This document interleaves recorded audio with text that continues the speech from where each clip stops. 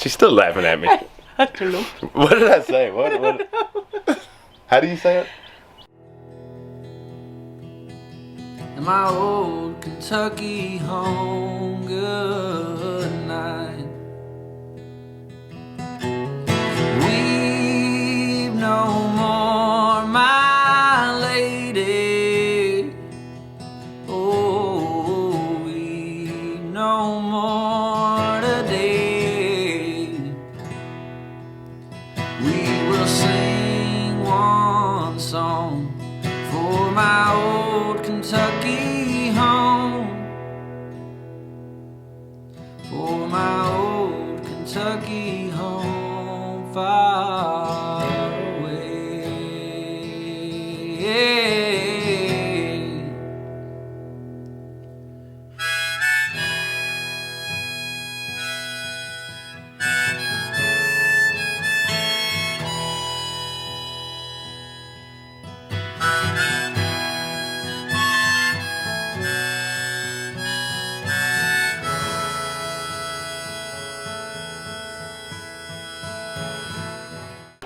What's happening? Welcome to Stivers Homestead. I'm Zach. And I'm Jen. And what you got going on?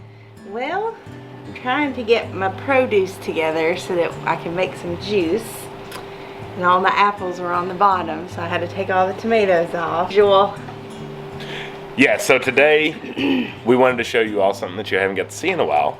The chickens. Yep. So we're going to get our juicing in real quick, and then we are going to show you our Rhode Island Reds. Because they've gotten big and have moved out of this house. And then, if you remember correctly, we had a bunch of other chickens incubating, and we're going to show you a little status update there. Yeah, there's a couple other things along the way that we'll show you too. All right.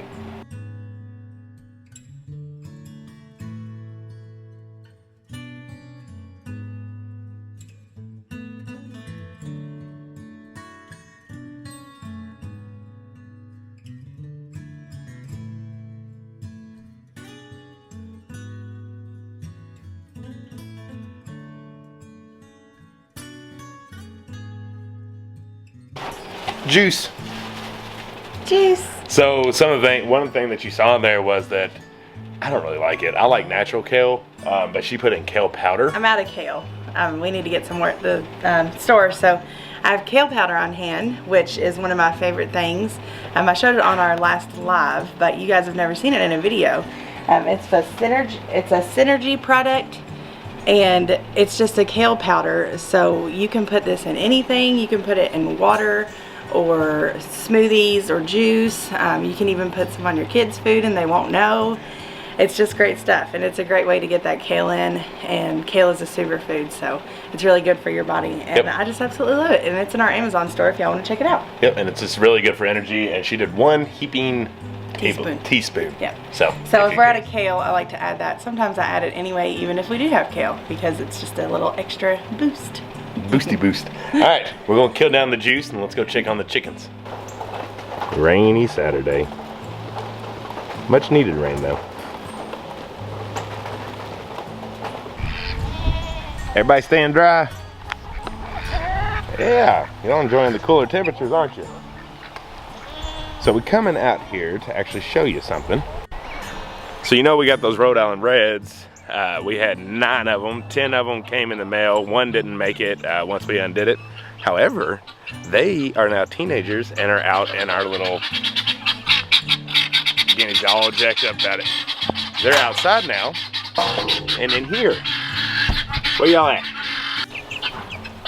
So the little Rhode Island Reds are now out here in our little, it's our old duck coop, but it's turned into our little brooder, or however you pronounce it, whatever it is. But it's a way to introduce them to the outside flock because the other guineas and goats and chickens are able to see them without getting to them. So they're all out here, and this is how we've been successful in introducing new flocks to our current petting zoo, especially the guineas themselves. But they got a nice little setup in here. They got their food and their water and their straw and a little roosting. It's actually just a tobacco stick that I put up, but they're able to learn how to roost, and they just really enjoy it. It stays very dry in here, and they are getting big. They're in that awkward, I tell you what, I can't do a video in here to save my life with these guineas and roosters, but that's them. They're doing good. All 9 still healthy and strong. Could y'all make a little more noise, please? Y'all are quiet. Yeah. Talking to you all. Cool it down. No danger. Get on. Look at you. Are you eyeballing me? I'm eyeballing you. So you got to see the outside Rhode Island red chickens. Now it's time back in our grow room where everything grows. Fly in here. Gosh. Oh, yeah. It's terrible. It's a bad room for flies just because animals, right? So we have our incubator here. And as you can tell, there are still a few in here. So we got, what, 1, 2, 3, 4 to go? Yep. I believe.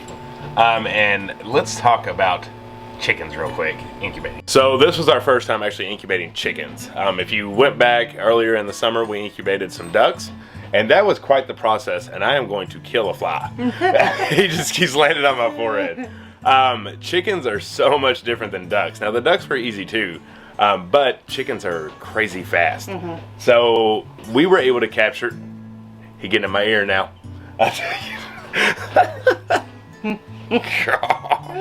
Anyways, we were able to capture the whole experience with the ducks. They were slow getting out of their shell. These chickens, in a blink of an eye, they're out. Yeah, that really is. You walk, you know, you leave the room, you come back, and there's a chicken out of an egg. And I guess it's because their shells are so much smaller and thinner. I guess the ducks were thicker, and it took them forever to get out of those shells. Yeah. And the chickens are just bam. Yeah, and a chicken has a sharp beak, so they're able to get out of their shell a little bit easier, where a duck does not. So they really have to kind of work and crack and crack and crack. So first off, if you've never incubated chickens or any kind of egg, do so. It is so satisfying to put an egg in there and watch it hatch. It's amazing. And we use the Magic Fly incubator. It's like 55 bucks off of Amazon. It's super cheap and it's great. It's easy to clean. It's easy to maintain. You just pour your water in the bottom for humidity, and it takes care of that. It's a great one. And it holds temperature perfect. Yeah. We're about to show you. We got 3 chickens that have hatched. And we had to open it and grab them out because they can only stay in there about 24 hours. Yeah. They can get all the nutrients they need out of the shell that they've cracked open, but these are going in very sporadic times. It's been weird, and I think it's because we got these eggs from our own chickens, and we grabbed them in the summertime. So I think some of them were already on their way. Right. And then the others were new. So I think that messed up the time frames because we had one hatch 2 days ago. Yeah. And then, to our records, that was about day 18. Yeah. So that was weird.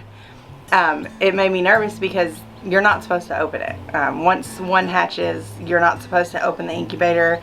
It can mess with humidity levels and all kinds of stuff. You guys know us. We don't go by the rules on anything. So when that 24-hour mark hit and that chicken was in there for 24 hours, I told Zach, I was like, we got to get it out. It needs to come out. It needs to go where it can stand up fully and walk because it is a small incubator. And, you know, it's out of its resources. Its egg is gone. It's eaten everything. Yeah. So we were nervous about that, but we very, very quickly did it. Double team. Teamwork. Yeah. And, I mean, I could tell you that it worked and it didn't, or I could tell you that it did because we have proof because... After that, another chicken hatched. So it was okay. Chickens. Yeah, 2 other chickens hatched. So, you know, they say that it'll mess up the humidity and then they won't be able to get out of their shell. But we proved that wrong. So. Right. And, you know, not to say that it won't mess it up. It can if you leave it out for too long. But this Magic Fly, it held temperature. We did it so fast, it didn't even drop. So fast. He opened it, I grabbed, and it was... I closed it, and we were good to go. So, you can do it. It's better to do it so you don't sacrifice the one that is out of the shell. So, don't be scared if you got to do that. Just do it. 2 people, teamwork, get it out of there. Yep. So, who's ready to see some new baby chicks? Yeah.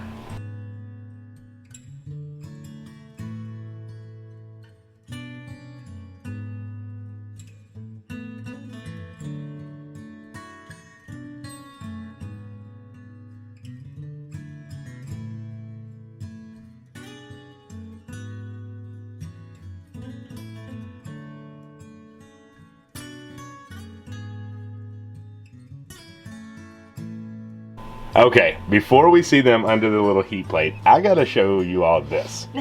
So we had, like she said, we had the one that came out early. It was by itself for 2 days. It was by itself for 2 days. So Jen was like, what if I put a stuffed chicken in there? I was like, I don't know.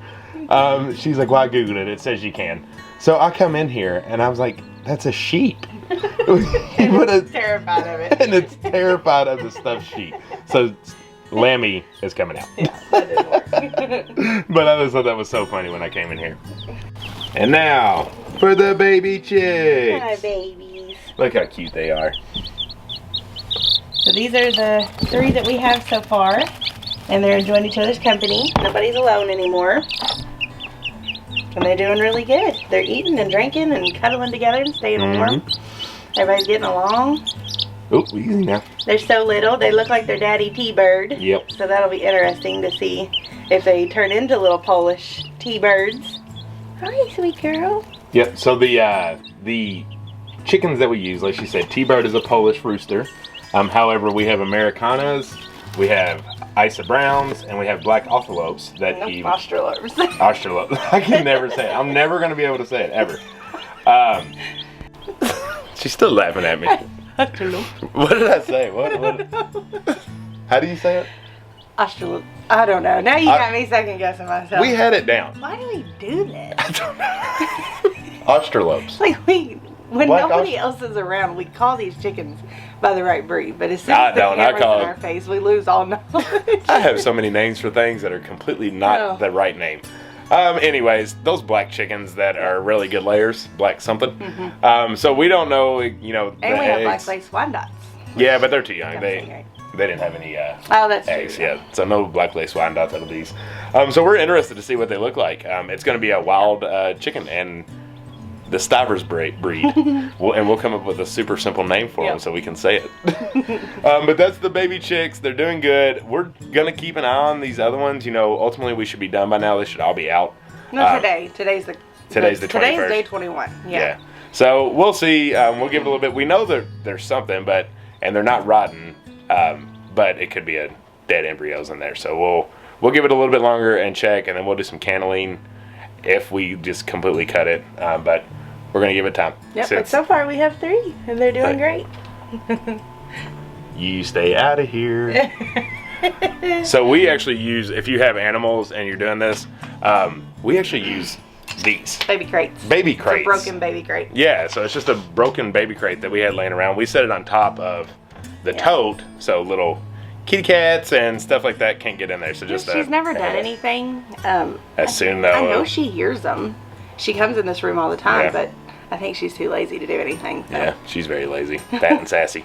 But anyways, we put that over top just in case. Yep.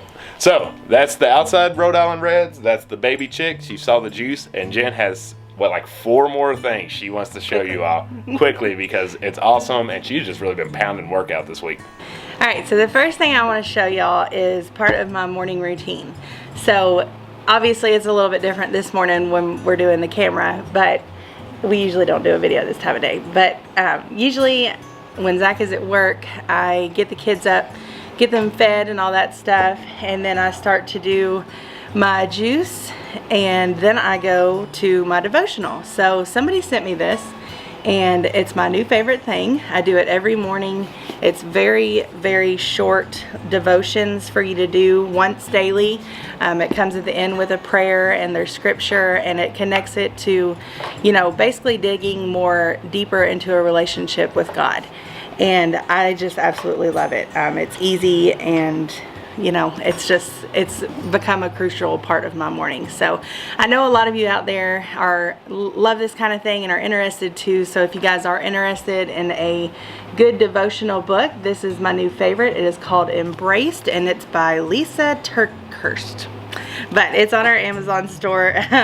It's 100 devotions to know God is holding you close, and it's absolutely perfect to me. So if you guys are interested, there's that. A few other things that I have been working on this week are fermenting. So if you watch Roots and Refuge, Jess, she makes a fire cider. She actually did a video last year. I don't think she's done one this year, but she posted it in the Roots and Refuge page and gave the recipe. So I have started making my own fire cider. I wanted to be ready for when we get sick this winter, and so that's in there, and if you're interested, she has that video, so go check that out. It gives you the recipe, but most of you all know what fire cider is. It's a ferment, onions, garlic, thyme, rosemary, stuff like that, and it sits for 6 weeks, and then you can start to drink it in the wintertime when you're getting colds and stuff like that. So that's my fire cider. You got to shake it once a day and burp it. So we've been working on that one. I need to burp it. I guess Zach put the lid on last because it was very tight. But it smells amazing. It smells like a chicken marinade. Another thing, I've told you all that I do kombucha. I do have videos on it, but they're very old. There were some of our first videos, so I'd like to redo those. But I do have my own SCOBY hotel. You can see that right here. It's huge. I love my SCOBY hotel. So anytime I need a SCOBY, I can get it right from this, and they live in here peacefully, and I feed them when they need to be fed. And that's pretty awesome. So if you don't know what kombucha is, it's a fermented drink, and it's really good for gut health. So that's my hotel, and I just got another batch going. So this is fermenting, and it's been in there since Monday, I think, or Tuesday. So in 7 days from when you start it is when you start to do your second ferment. So with doing that, I might do a video. I'm not decided yet. Let me know if y'all are interested. I do already have some videos, so you know, it's not something that has to be done. But if y'all are interested, I can update it and do another one. But that's going, so I'm pretty excited about that. Can't wait to flavor it. And then the very last thing is my sourdough starter. So I commented, or I had said in another video that I was hoping to start making sourdough bread, and I wanted to get a sourdough starter. And all of you all immediately told me to go check out Andrea at VW Family Farm. She's one of my close friends. We love them and their family. We love when we get to see them at events and hang out with them. They're really special to us. So I don't know why I didn't know that she had sourdough starter videos, but I found that out, and I spent one whole day watching all of her stuff about sourdough starter and the things that you can do with it. And I've been texting back and forth with her, and we've been talking, and she gives me tips and advice. So this is my sourdough starter. It's doing really good. It's been going for 4 days now, and I feed it every 12 hours. If you don't know what any of that means, check out her videos, because she is so knowledgeable in everything, but especially this, and she explains it to a level where anybody can understand, and it makes you feel like you can do this. At first I was like, I'm not a huge bread person, I don't know about all this, but she makes it so simple that, you know, it doesn't scare you, and anybody can do it. So go check out her videos. You will absolutely love that. And then she has all kinds of videos of recipes of what you can do with sourdough, crackers, bread, pizza crust, stuff like that. So make sure you check that out. That was the last thing to show you, but I've been really getting into this ferment and stuff, and it's been a really fun week of doing that, and I can't wait to do more. So if you guys have any different ideas that you all do, or any suggestions, comment them, and I will try my hand at it, because this is the kind of stuff I love to do in the wintertime. I don't think about it as much in the summer because we're so busy, but once winter is here, I love doing this kind of stuff and having it on the shelf, fermenting and waiting, and then having a finished product. So I think that's it. Okay, so y'all got to see a lot of stuff. You got the little update on the chickens, our incubation, which we highly recommend. It's so simple. It's kind of like canning. We had a lot of comments about people who are scared of canning or pressure canning throughout the summer because we did so much. Hopefully through our videos and all the other YouTube videos, that gains your confidence in doing the canning part. So now we're trying to gain your confidence in the incubating part. That's right. Because, you know, it's more than just garden and canning. You also got to have animals, right? To be self-sustainable. And you don't always want to buy chicks at the store or from the hatchery. You can hatch your very own as long as you have a rooster, and it's much more satisfying. Yep, and our goal is to hopefully get all the breeds we want, and we can just incubate everything and not have to buy actual live animals anymore and just do them ourselves. So hopefully we can gain your confidence in that. If you haven't had your hand in it, this is just our second round even incubating. Both have been very successful. So, you know, it's, and we don't do anything special. It's just using that Magic Fly incubator, which is cheap. It's nothing crazy. It's not a big expensive one, and it does just the job just fine. You also got to see all the fermenting stuff, and you get to see a little bit of juicing. That's right. So all the stuff to get us on our way to being more sustainable here on the homestead, because that's our ultimate goal, is to just be completely sustainable. So make sure to comment below on some other fermenting ideas for Jen. Yep. If you've seen anything that you liked in our videos, all that's in our little I think we call it like our Homestead products. Yeah, Homestead products. Yes. It's in our Amazon. Yeah, it's in our Amazon store. It's just showing the stuff that we have or that we use if you're interested in it too. So that's linked below in the description. So the incubator's in there, all the jars and stuff she uses, and just all the fermenting and all that stuff is in there if you're interested and you want to get started too. Because it's all getting started stuff, right? You know, it's not experienced and crazy expensive. It's, I'd like to try it, but I don't want to spend a whole lot kind of stuff. So that's, I think, it for today. I think so. Man, we gotta, oh my gosh. Oh my goodness. Sorry, you went on a ride there. Kat does it every time we sit at this table. So rude. She gets up here and she knocks something over. I'm sure your else cats do that too. What was I saying? I think we was wrapping this thing up. She's back again, so we better hurry. Yeah. Kat. All right. She's evil eyeing us.